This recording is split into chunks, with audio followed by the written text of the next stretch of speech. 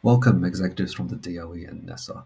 Out of every 20 STEM workers in Australia, just 3 are female.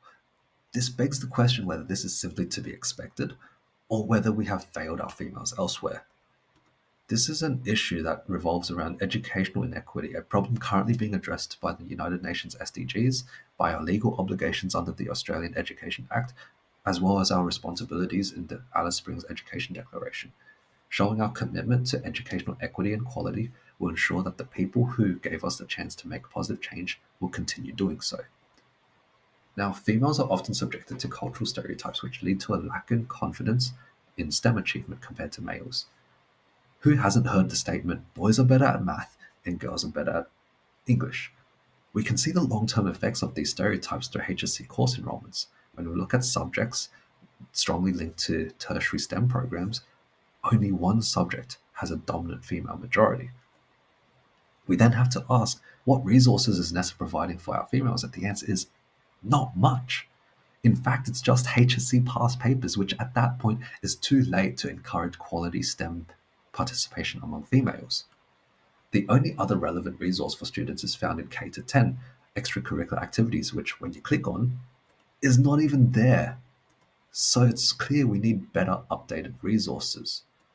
As a result, I propose a call to action which involves the DOE reallocating $1.87 billion from the federal education budget away from non-government school funds and reallocating that to NESA to create extracurricular STEM programs for young females as well as modern, relevant online resources. This is all to be completed by 2030 when all New South Wales syllabuses have been reformed.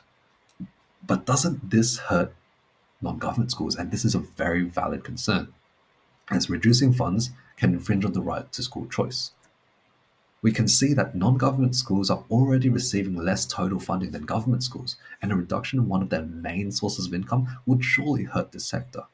However, we need to remind ourselves of educational equity goals, that every student, regardless of gender or school type, should be afforded the same opportunities. So when we look at funding per student on the left, we can see it might not be as equitable as we once thought, with non-government students earning $4,000 more than their counterparts.